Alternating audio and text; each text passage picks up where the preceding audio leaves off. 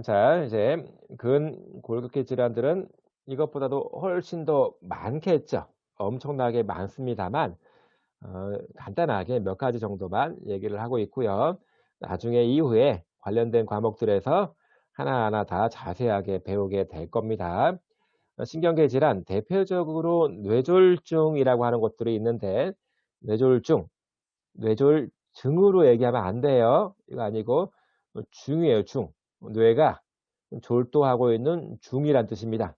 스트로크이라는 말로 많이 쓰고 정식 명칭은 세레브로, 세레브랄, 뇌, 마스큘라, 혈관, 액시던트, 사고, 약자로 CVA라고 하고 뇌혈관 사고라고 하는 겁니다. 혈관은 혈액을 머금고 있지요. 동맥이든 정맥이든 혈액을 머금고 있는데 이게 왠지 혈관이 약해져서 터지거나 그러면 혈관 안쪽에 있어야 될 혈액들이 혈관 바깥쪽에 막 쌓이고 고이게 되죠. 그러면서 뇌를 눌러서 압박을 해서 뇌가 손상을 입게 되는 경우도 있고 그런 경우를 우리는 출혈성이라고 합니다. 출혈성. 그리고 어떤 경우는 혈관이 막혀서 동맥혈액이 뇌 조직으로 못 가면 뇌 안에는 에너지가 저장되어 있지 않습니다. 혈액을 통해서 에너지를 보충을 받는 건데 혈관이 막히게 되면 혈액이 당도를 못하기 때문에 뇌에 에너지를 조달을 못해줘서 뇌 조직이 죽게 됩니다.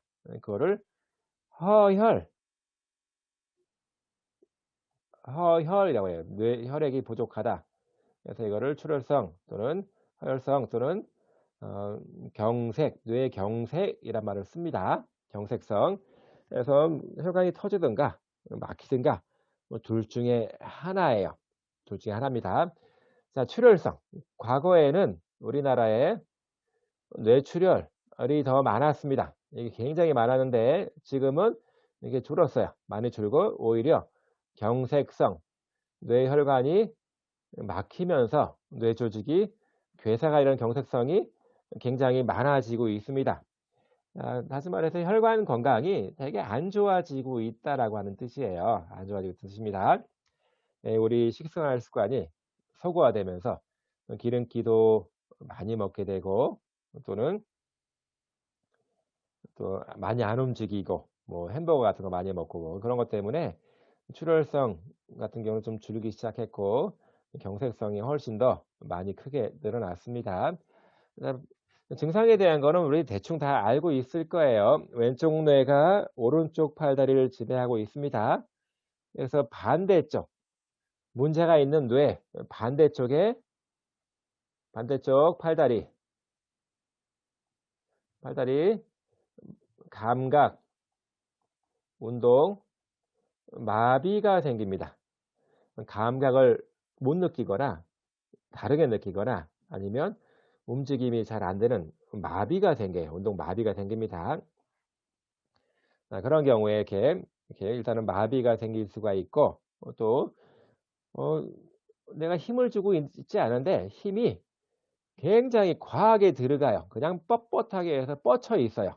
다리가 뻗쳐 있고 팔이 안으로 안쪽으로 이렇게 오그라들어 있고 내 의지적인 거랑 관계없이 그런 힘들이 들어갑니다. 이거를 경직 또는 스파스티시티라고 이렇게 얘기를 합니다. 굉장히 뻣뻣해지고 힘을 조금만 주면 막 떨리고 진동 같은 것도 막 생기고 운동 조절도 잘 안 돼서 허기적 걷게 되고 하여튼 굉장히 많은 것들이 생길 수가 있겠고요. 그리고 여러분들이 가만히 앉아 있다가 갑자기 빠르게 발딱 서면 일어서면 눈이 캄캄해지고 어지럽잖아요. 그런 상태를 기립성 저혈압이라고 합니다. 사실은 여러분들이 그런 느낌들이 그런 증상들이 있다라고 하는 거는 좋은 일은 절대 아니에요. 어지러운 거 그거는 운동 부족입니다. 여러분들은 운동을 너무 안 했기 때문에 신장이 자세를 바꿀 때마다 빨리 뛰어줘서 뇌로 혈액을 많이 보내줘야 되는데 그거를 못하는 그런 식의 적응이 빨리빨리 일어나지 않아서 생기는 일입니다. 자, 그런데 뇌졸중 환자분들은 뇌졸중이 있으면 자율신경계통의 컨트롤이 잘 안 되는 것 때문에 그런 혈액 공급이 원활하게 빠르게 일어나지 못합니다. 그래서 기립성 저혈압, 섰을 때 막 어지럽고 막 혈압이 떨어지는 거 이런 게 종종 나타납니다. 나타납니다. 또 어떤 경우에는 인지장애, 지적인 능력이 떨어지기도 하고 또 삼킴 장애라고 하는 거는 자꾸 먹을 때마다 살에 걸려요. 그래서 우리가 말하고 밥 먹고 통로가 입이잖아요. 코랑 입이랑 같이 통로가 똑같습니다. 자, 그런데 우리는 밥 먹을 때 살에 잘 안 걸리잖아요. 그 얘기는 말할 때, 밥 먹을 때 음식물이 넘어갈 때 음식물이 기도로 안 넘어가고 식도로 넘어갈 수 있도록 중간에 막아주는 밸브들이 있거든요. 그런 밸브가 잘 작동을 하는 거예요. 밥 먹으면서 말을 해도 살에 걸린 경우 거의 없잖아요. 그런데 뇌졸중 환자분들은 그런 식의 조절이 잘 안 되면서 말 잘못하면 막 갑자기 살에 걸리기도 하고 굉장히 안 좋은 현상들이 많이 발생을 합니다. 이게 증상들이에요. 자, 그래서 나중에 여러분들이 신경해부학을 배우게 될 텐데 뇌에서 뇌가 쭈글쭈글하게 되어 있는데 뇌 각 부위가 각각 기능이 달라요. 자, 이쪽 부위는 운동, 모든 움직임을 지배해주고 있고 여기는 감각을 지배해주고 있고 여기는 눈 운동, 이 앞쪽에는 지적인 능력, 여기는 청각, 듣는 거, 요 뒤에는 시각, 뭐 여기는 후각, 딱 정해져 있습니다. 다시 말해서 여기가 망가지면 여기가 뇌졸중이 생기면 앞이 잘 안 보이는 거예요. 그렇게 이런 부위가 딱 정해져 있어서 뇌졸중이 생긴 부위에 따라서 증상은 좀 많이 달라지게 됩니다. 운동이건 감각이건 우리 모든 뇌에서 그것들을 전부 다 지배해 주는 부위가 딱 정해져 있더라. 그래서 그거를 나중에 열심히 공부를 해야 됩니다.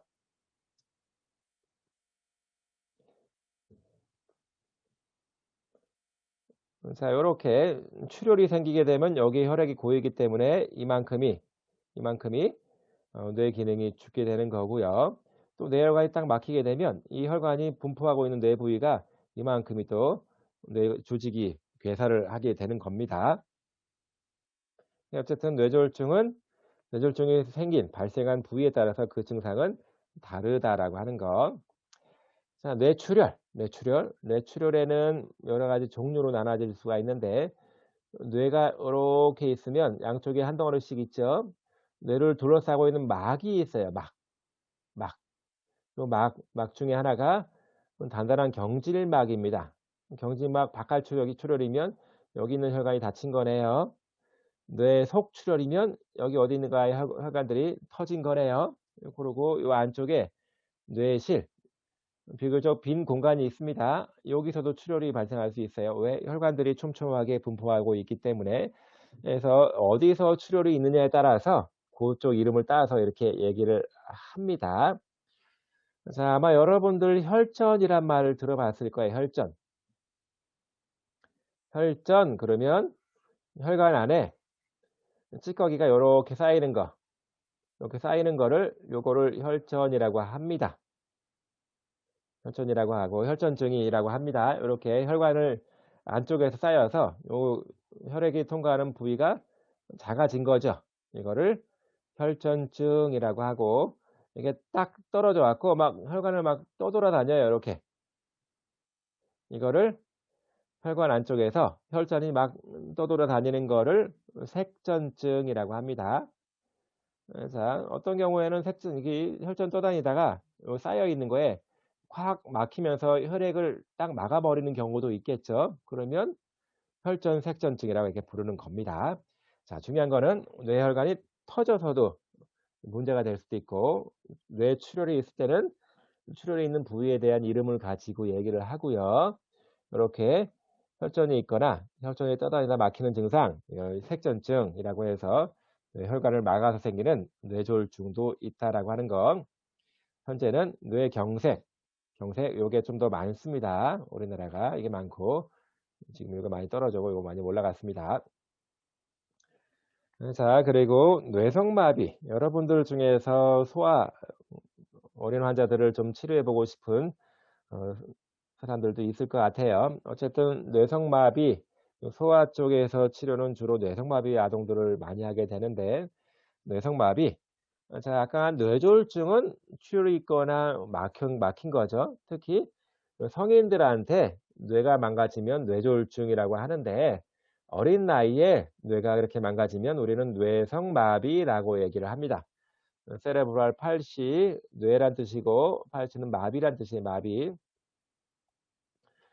세레브랄 팔시, 어린아이들이 태어나서 뇌가 충분하게 성숙이 됐을 때, 자, 어릴 때 아주 갓난쟁이들은 뇌가 아주 충분하게 성숙된 게 아닙니다. 계속 발달을 해야 되는데, 일정 시기가 지나면 뇌가 충분하게 다 자랐어요.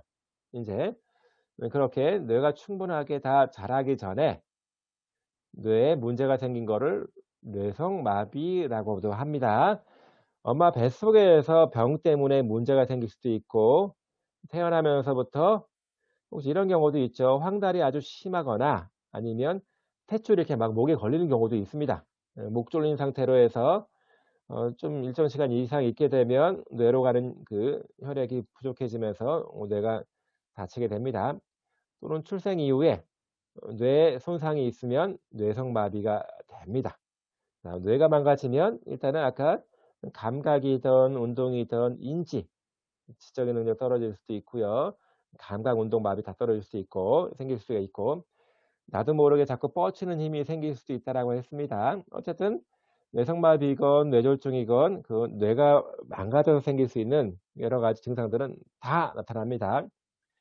또 어릴 때다 보니까 정신 지체, 뭐 망가진 부위에 따라서 시각도 안 될 수도 있고, 언어 중추도 있거든요. 언어 중추가 망가지면 언어도 안 됩니다.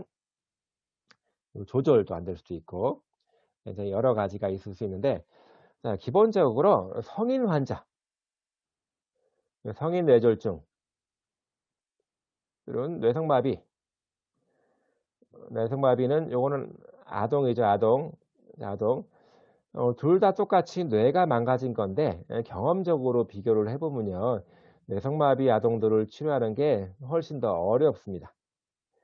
자, 성인들은 이미 잘 걷고 뛰고 잘 생활하다가 어느 날 갑자기 뇌졸중이 생긴 거지요. 그러면 움직임에 대한 건 내가 충분히 다 했던 기억들이 프로그램이 머리 어딘가에 들어가 있는 겁니다. 그러면 치료의 중요한 목적 중에 하나가 그 프로그램을 딱 끄집어내서 잘 움직일 수 있도록 만들어 주는 거잖아요. 근데 뇌성마비 아동들은 단 한 번도, 단 한 번도 정상적으로 걸어본 적이 없는 거지요. 자, 여러분들이 태어나서 얼마 만에 걸었어요? 얼마 만에 걸었을까? 빠른 애들은 10개월 만에도 걷지만 대부분은 12개월, 13개월 만에 이제 보행이 가능해진 겁니다. 자, 그러면 엄마 뱃속에서 꼬물꼬물 기어 나와서 걷기까지가 무려 1년 이상이 걸리는데, 자, 걷는 연습하기 위해서 여러분들이 쓰다 넘어지고 걷다 넘어지고 뒤뚱뚱하면서 그런 식의 오류, 시행착오를 엄청나게 많이 겪으면서 걷는 거를 비로소 완성해서 잘 걷고 뛰는 거잖아요. 자, 그러면 뇌성마비 아동들은 그런 정상적인 절차를 정상적인 과정으로 밟을 수가 없지요. 물리치료사가 다 만들어 줘야 되는 겁니다. 그래서 치료하기가 상당히 어려워요. 그런 시행착오 없이 내가 걷는 거를 잘 터득할 수 없잖아요. 자전거 타는 연습하다가 한두 번에 안 넘어지고 처음부터 잘 타는 사람 없잖아요. 해 보다 보니까 이제 깨닫게 되면서부터 잘 타게 되는 거지요. 어쨌든 이제 그 아동들 치료하는 게 그만큼 쉽지는 않습니다. 그래서 뇌성마비도 뇌가 망가진 건데, 뇌의 어디 부위가 망가졌는지에 따라서 어떻게 증상이 나타날지가 다른 겁니다. 완전 마비가 되면서 막 뻗치는 식으로, 팔다리 뻗치는 식으로 나올 수도 있고, 운동 조절이 안 될 수도 있습니다. 그래서 여기 이거 같은 경우는 주로 실조형은 손해가 망가질 때, 이만큼은 되뇌 운동 부위가 망가졌을 때, 요거는 바닥핵이라고 하는 구조가 있어요. 운동 조절을 해주는 구조, 여기가 망가지면 이런 타입들이 이렇게 나타납니다. 그래서 그냥 이거 참고로 해서 보세요. 이제 경직형, 어떤 증상? 긴장도가 매우 높다. 막 뻗쳐요, 뻗쳐. 그리고 느림 비틀림 운동형, 이거는 바닥핵 증상. 그래서 근긴장도 컨트롤이 안 되는 거, 실조형도 운동 조절이 안 되는 거, 이완형은 축 늘어져 있는 겁니다. 자, SCI, 스파이럴 코드 인저리에서 척수, 뇌가 이렇게 있으면 척추 안쪽에 척수라고 해서 여기서 팔다리 몸통 쪽으로 나가는 신경들이 전부 다 이렇게 척수에서 나옵니다. 이거를 척수신경이라고 하는데, 어쨌든 이게 목뼈가 교통사고 때문에 목뼈가 부러지면서 이 안쪽에는 척수가 다치거나 끊기는 거예요. 그러면 목 쪽이 부러지게 되면, 목 쪽에 있는 척수가 끊기면 사지마비가 되는 거고, 팔다리 마비가 되는 거고, 비교적 아래쪽 척수가 다치거나 끊기게 되면 이것들은 팔다리 마비가 아니라 다리 마비, 하지 마비가 되는 겁니다. 이렇게 손상, 외상 때문에 생기는 경우도 있고 질병 때문에 생기는 비외상성도 있습니다. 우리나라에서는 뭐 대부분이 교통사고 아니면 추락사고, 뭐 그런 거 들어봤을 거예요. 계곡에서 다이빙을 딱 했는데 계곡물이 너무 얕은 거예요. 그래서 머리 탁 부딪히면서 목뼈가 나가는 거지요. 그러면 사지마비가 되는 겁니다. 외국에서는, 미국 같은 경우는 이제 총기 사고 때문에 스파이널 코드 인저리, 척수 손상이 되는 경우도 있습니다. 자, 척수가 다치게 되면 완전하게 다치든 일부가 남아있든 간에 초기에는 무조건 샥이 있습니다. 쇼크가 있어요. 쇼크. 척수 쇼크가 딱 와요. 그러면 그 단계에서는 감각이건 운동이건 반사건 다 마비가 됩니다. 아무것도 나타나지 않아요. 그러다가 그 반사 활동이 돌아오기 시작하면서부터 이제 불완전 마비인지 완전 마비인지 알 수가 있습니다. 참 굉장히 잔인한 병이에요. 머리는 괜찮아요. 생각은 다 하는데 팔다리 마비가 사지마비로 살아야 되는 겁니다. 상당히 애로사항이 많아지는 거죠. 혼자서는 살기 어려울 수도 있습니다. 특히 사지마비인 경우는 딴 사람의 그 보조가 좀 필요하고, 다리만 마비되고 팔을 좀 쓸 수 있어요. 이런 경우는 훌륭하게 직업생활도 가능합니다. 운전도 가능하고요.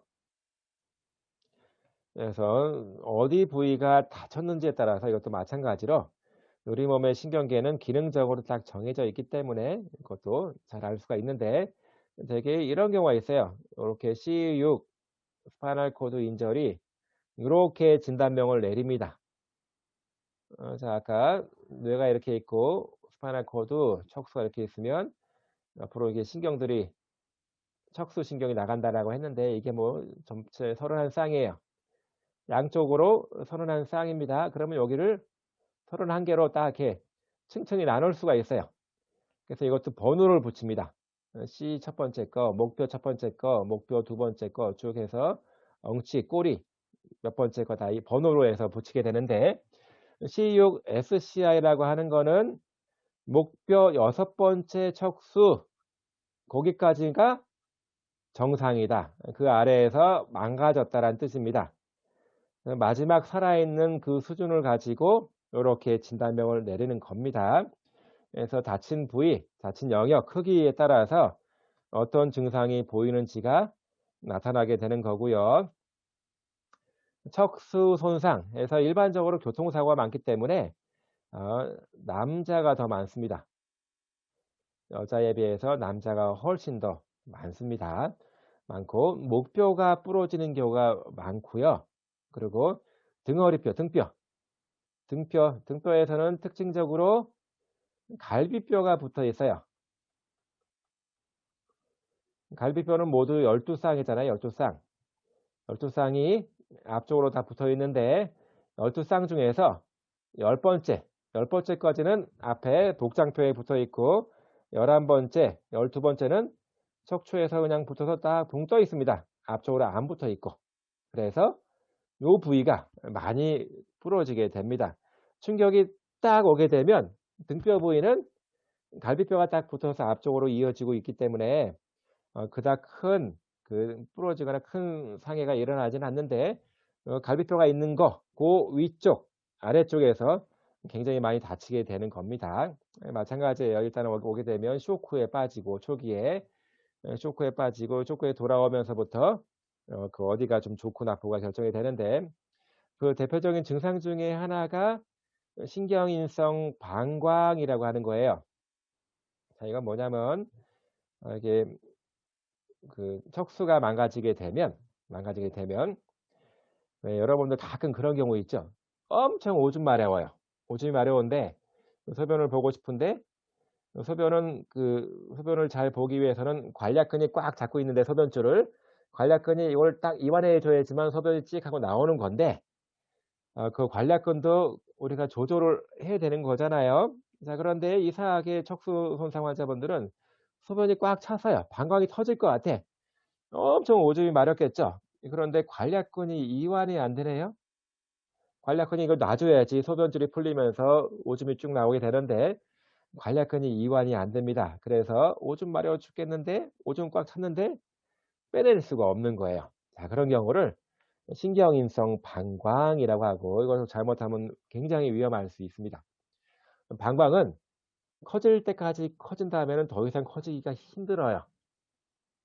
커지기가 쉽지 않습니다. 방광은. 더 이상 이제 오줌을 더 못 받아요.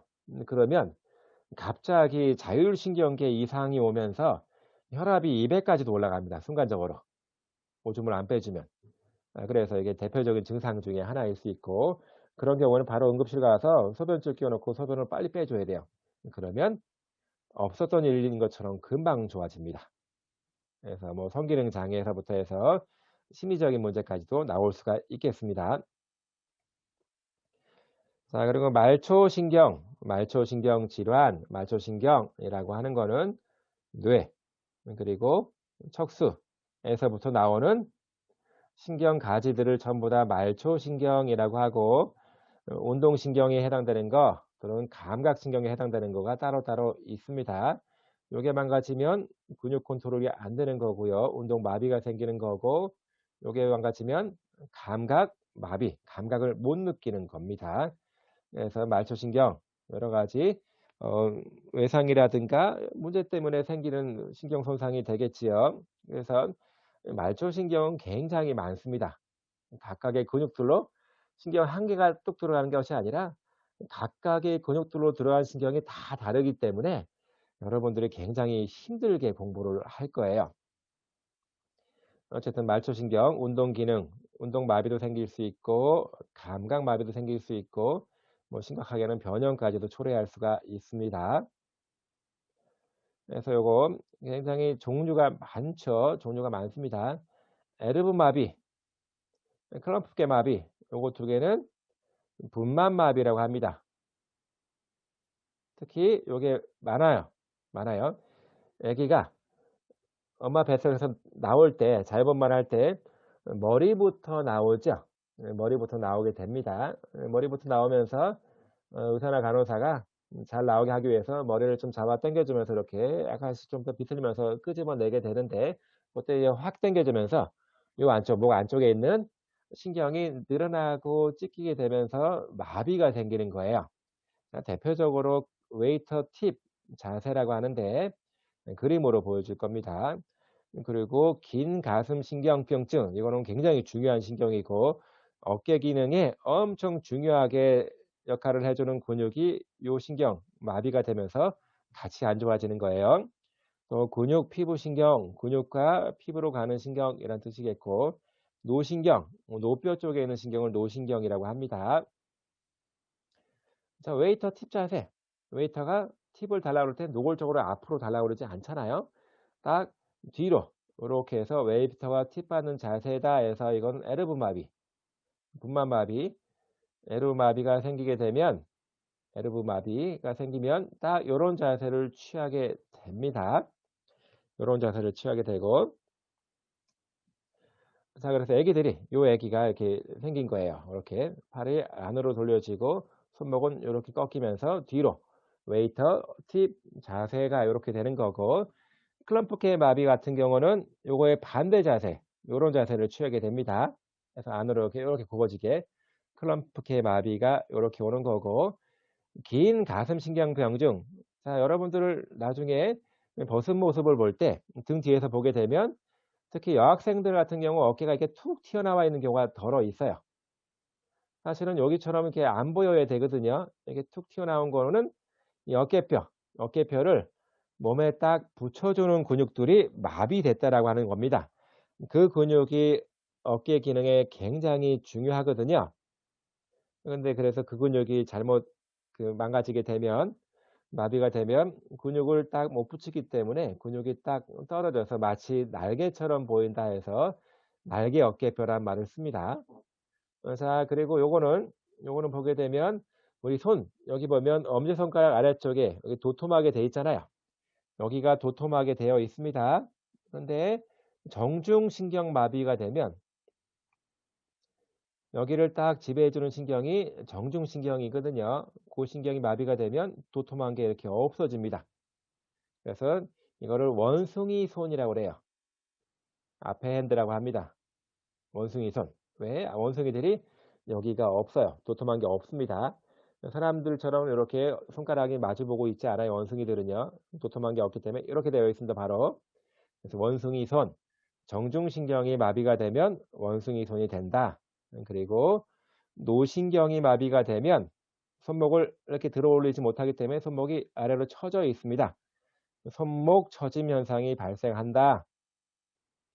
그리고 자신경이 마비가 되면 손가락이 이렇게 갈퀴처럼 손가락이 꼬부러든다. 그래서 각각의 신경마비를 이렇게 일컫는 말들이 있습니다. 일컫는 말들이 있어요. 같이 알아두면 좋을 것 같습니다. 그래서 이거는 다리 쪽 궁둥신경병증, 종아리신경병증, 그리고 정강신경병증, 그리고 얼굴신경병증 이렇게 되어 있고요. 자, 궁둥신경병증 그러면 주로 우리가 알고 있는 햄스트링 이걸 얘기하는 거고요. 햄스트링이 마비가 됩니다. 네, 그리고 종아리신경병증, 종아리신경은 발목을 이렇게 바짝 당겨 오는 거. 그래서 걸을 때 발목을 당겨 오지 못하고 발처짐이 이렇게 돼 버립니다. 걸을 때 자꾸 발가락이 끌리는 거예요. 정강이신경병증이 있으면, 종아리신경병증이 있으면. 그리고 정강이신경은 우리 그 장단지 근육 있죠. 아킬레스건. 장단지 근육을 지배해주고 있습니다. 얼굴 마비는 이렇게 되는 겁니다. 얼굴도 마찬가지로 여러분들 양쪽 반딱 잘라서 양쪽 얼굴이 대칭적으로 근육이 분포하고 있는데 양쪽 얼굴에서 눈을 꽉 감았는데 이쪽은 꽉 감기는데 이쪽은 못 감고 있죠. 그래서 이제 잘 때도 눈을 감지 못하고 눈을 뜨고 잘 수밖에 없어서 눈이 상당히 건조해집니다. 그래서 얼굴 신경 마비가 있는 분들은 이렇게 눈 감는 게 힘들어서 안구에다 연고 같은 거를 발라줘야 돼요. 왜? 자꾸 이렇게 개방되니까 눈이 자꾸 말라서. 그리고 여기 입을 이렇게 쭉 당겨. 미소를 지을 때 이쪽을 당기고 이쪽을 당겨야 되는데 이쪽이 마비되니까 못 당겨서 입이 전체적으로 이쪽으로 갑니다. 이렇게 얼굴이 비대칭적으로 한쪽으로 확 쏠리게 됩니다. 자, 그래서 입이 한쪽으로 쏠린다. 그러면 그 반대쪽이 마비가 된 거다 라고 보여지고요. 이거는 얼굴신경이 망가진 건데 기본적으로 말초신경은 재생 가능합니다. 관리만 잘하면 얘네들이 조금씩 살아날 수 있는 거예요. 그래서 신경 연결이 딱 돼버리면 전혀 이상 없이 계속 복구할 수가 있습니다. 그런데 어떤 경우에는 염증이 심하게 있을 때 그거를 빨리 처치를 하게 되면 후유증이 남지가 않아요. 근데 빨리 처치가 안 되면 신경이 크게 망가지면서 재생이 안 될 정도로 손상을 입는 경우가 많이 생기고 있습니다. 어쨌든 그래서 여러 가지 말초신경들은 각각의 부위별로 다 정해져 있고요. 이런 것들을 나중에 말초신경 공부할 때 같이 공부하게 될 겁니다. 어떤 신경이 어떤 근육을 지배하고 있는지만 알면 말초신경 손상에 대한 것들은 우리가 어떤 마비가 오겠다, 어떤 근육이 잘 움직이지 못하겠다라고 예측할 수가 있습니다.